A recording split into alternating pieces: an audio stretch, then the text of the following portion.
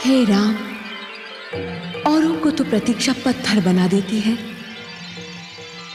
मैं तो पत्थर बनकर भी तुम्हारी प्रतीक्षा कर रही हूं। औरों के नेत्र तो किसी की राह तकते तकते पथरा जाते हैं, परंतु मैं तो न जाने कब से तुम्हारी प्रतीक्षा कर रही हूं। अब तो आ जाओ हे राम, मुझ दुखियारी अबला के दुख का अंत कर दो।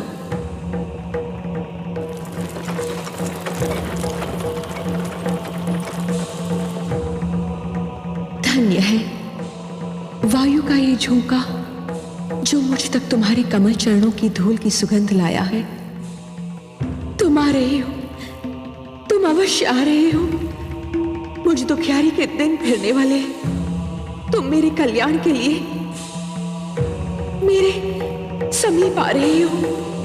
हे राम, हे राम। रथ रोको सारथी।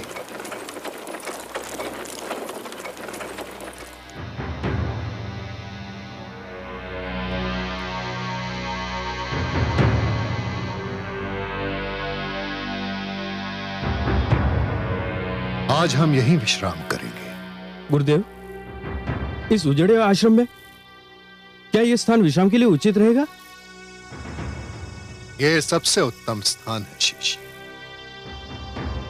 हम यहां नहीं आए, यह उजड़ा हुआ आश्रम स्वयं हमें यहां खींच लाया है। हे राम, हे राम, हे राम, हे राम, हे राम, हे राम, हे राम, हे राम, हे राम। ये मुझे कौन पुकार रहा है गुरुदेव? तुम्हें ये पुकार रही है शिष्य।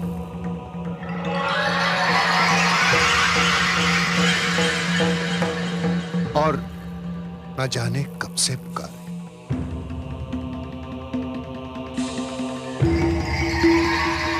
किंतु ये तो पाषाण की प्रतिमा है गुरुदेव। हाँ है। इस प्रतिमा को अपने चरण से स्पर्श कर दो शिष्य। जी? इस पत्थर की मूर्ति को अपने चरणों से छू। गुरुदेव, गुरु के आदेश पर प्रश्न चिन्ह लगाना ना तो शिष्य को शोभा देता है और ना ही उसका अधिकार है। किंतु हे गुरुदेव, नारी पत्थर की भी हो तब भी आदर सम्मान के योग्य होती है। उसे चरणों से छूना महापाप है। मुझे नारी के इस अनादर का साहस नहीं हो रहा है गुरुदेव। नारी के प्रति तुम्हारी पवित्र भावना जानकर मैं गदगद हो गया शिष्य। मुझे ऐसे शिष्य पर गर्व है। मैं स्वयं किसी को नारी का अनादर करने की अनुमति नहीं दे सकता, परंतु ये एक विचित्र विडंबना है कि इस नारी का कल्याण इसी में निहित है। इसे अपने पैरों से छूकर तुम इसका अनादर नहीं, इसका उद्धार करोगे पुत्र। कौन है ये देवी? ये दुखियारी अबला ऋषि गौतम की पत्नी अहिल्या है। निरपराध होकर भी न जाने कब से पत्थर बन जाने का दंड भोग रही है।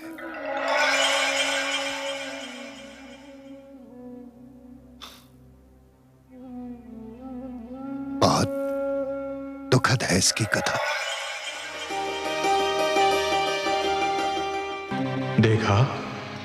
देखा आपने चंद्रदेव, कितनी सुंदर नारी है अहिल्या। किंतु देवराज, आप चाहते क्या हैं? मैं उसे पाना चाहता हूं। तो क्या उसे पा लेना आपके वश में है? हां, यदि तुम मेरी सहायता करो तो। मैं क्या कर सकता हूं? तुम्हें कल अपने क्षितिज से हटने के निर्धारित समय से पहले कुछ समय के लिए आकाश से लुप्त होना होगा।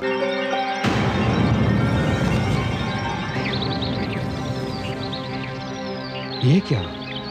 भोर हो गई और आज मेरी आंख नहीं खुल पाई। मुझे भी आश्चर्य है स्वामी, आज रात इतनी शीघ्र कैसे ढल गई।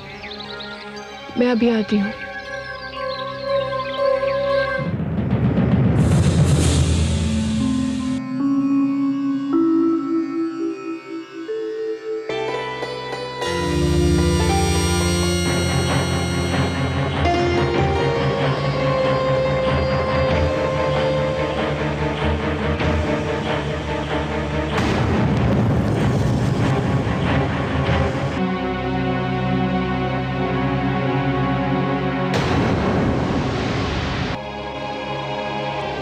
स्वामी बताइए ना, आप इतना शीघ्र क्यों लौट आए?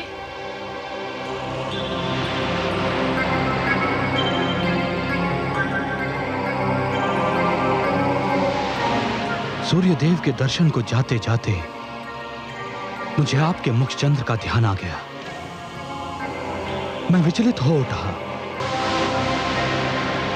स्वामी, ये आज आपको क्या हो गया है? ये आप कैसी बातें कर रहे हैं? आपने तो अपनी सारी इंद्रियों को अपने वश में कर लिया है। मेरा संयम टूट गया है देवी। आपके स्मरण ने मुझे सब कुछ भुला दिया। आपकी सुंदरता, आपके यौवन ने मुझे सब कुछ भुला दिया। मुझे और व्याकुल ना कीजिए। अपने अधरों की मदिरा से मेरी प्यास बुझा दीजिए।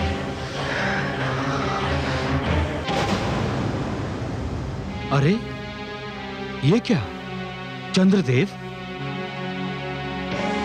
परंतु ये चंद्रदेव कहां लुप्त हो गए थे? अभी तो सूर्योदय में विलंब है। मुझे आश्रम लौट जाना चाहिए।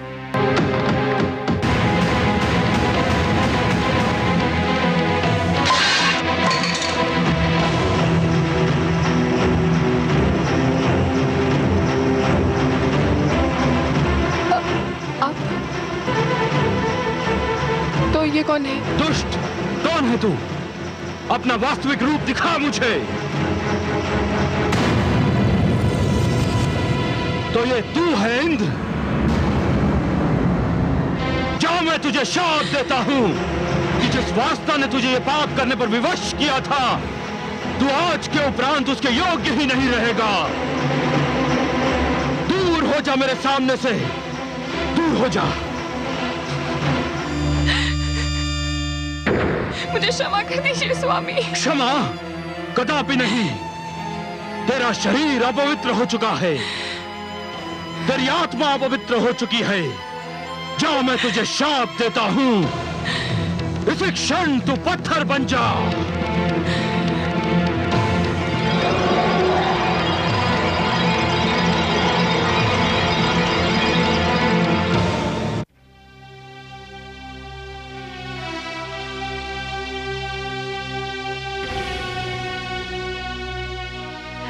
अब जब तक तुम इसे अपने चरणों से स्पर्श नहीं करोगे, ये यूं ही पाषाण की मूर्ति बनी रहेगी। इसके कल्याण के लिए तुम्हें मेरे आदेश का पालन करना होगा शिष्य। जो आज्ञा।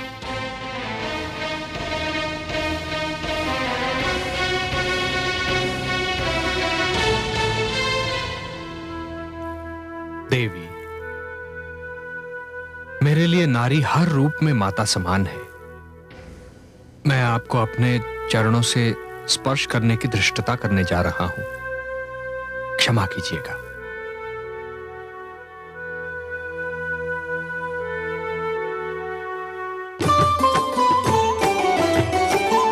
अचरज भयो जगत में भारी, शाप मुक्त भई अबला नारी।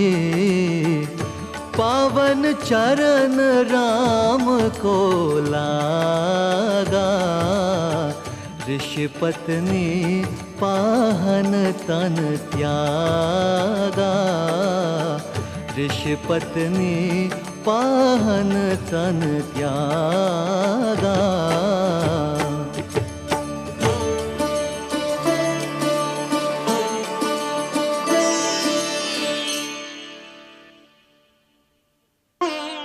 हे दुखी जनों का दुख मिटाने वाले राम, हे संकट के मारों का संकट मिटाने वाले राम, हे दुखियारों को तारने वाले राम, हे पापियों का उद्धार करने वाले राम, इस अबला को शाप से मुक्ति दिलाकर आपने जो इस पर उपकार किया है उसके लिए आपको कोटि कोटि धन्यवाद। नहीं देवी, आपके साथ घोर अन्याय हुआ था।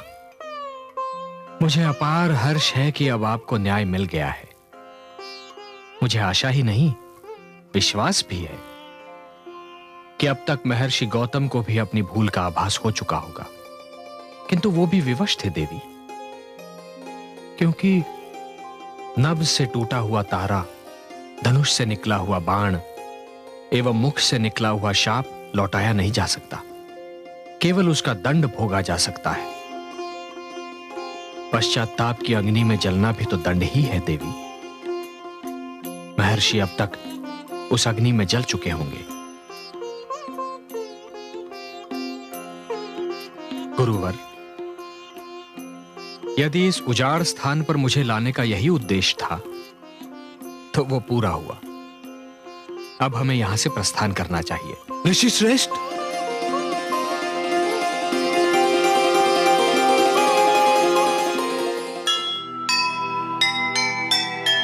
मुनि गौतम आए वहाँ, सुखद मिला परिणाम।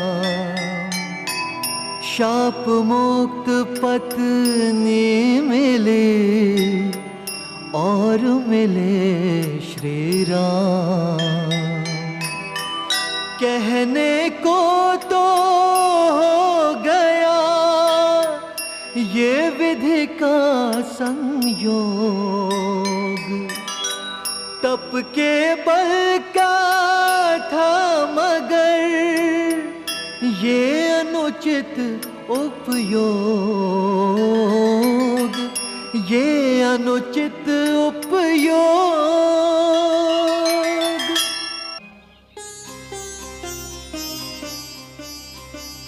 गुरुवर, यदि इस उजाड़ स्थान पर मुझे लाने का यही उद्देश्य था तो वो पूरा हुआ। अब हमें यहां से प्रस्थान करना चाहिए। ऋषि श्रेष्ठ,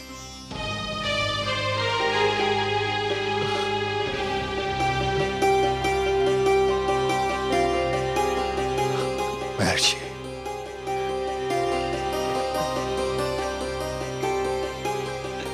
देखिए,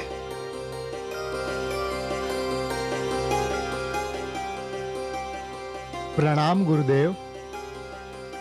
आयुष्मान भव।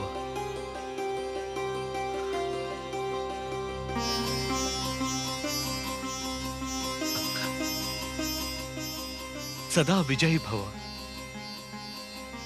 आपने मेरे चरण स्पर्श किए, मुझे इस बात का विश्वास हुआ कि आपने मुझे क्षमा कर दिया। मैं इस घड़ी की प्रतीक्षा में था। और मैं उस घड़ी की प्रतीक्षा में हूं महर्षि, जब आप उनसे क्षमा याचना करेंगे जो निरपराध होकर भी आपके कठोर शाप का दंड भोग रही थीं। इस देवी के साथ दो बलों का दुरुपयोग हुआ है, देव बल एवं तपोबल। साक्षात इंद्र ने देव बल का दुरुपयोग किया और आपने महर्षि तपोबल का।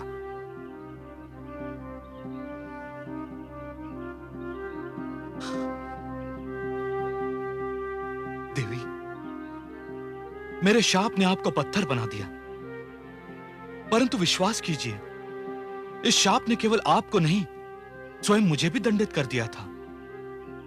आज मैं श्री राम और ऋषि श्रेष्ठ विश्वामित्र के माध्यम से समस्त संसार को संबोधित करके आपसे क्षमा मांगता हूं। मुझे क्षमा कर दीजिए। नहीं स्वामी, नहीं। भावी को टाला नहीं जा सकता था, भाग्य लेख को मिटाया नहीं जा सकता था। जो हुआ वो होना ही था। भाग्य का लेख मानकर मैं अपने दोष से बच नहीं सकता। मेरा पुरुष होने का अभिमान मेरे समक्ष आ गया। अभिमान विवेक का शत्रु होता है। मुझे इसी शत्रु ने नीचा दिखाया।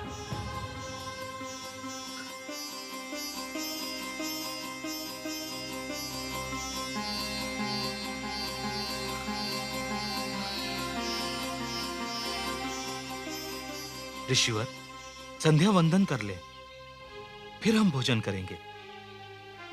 आप सबको कुछ दिन हमारे आश्रम में ही रहना होगा, यही मेरी विनती है। हम जनकपुर जा रहे हैं महर्षि, और हमें वहां शीघ्र पहुंचना है। ऋषिवर, वहां तो हमारा पुत्र शतानंद कुलगुरु है।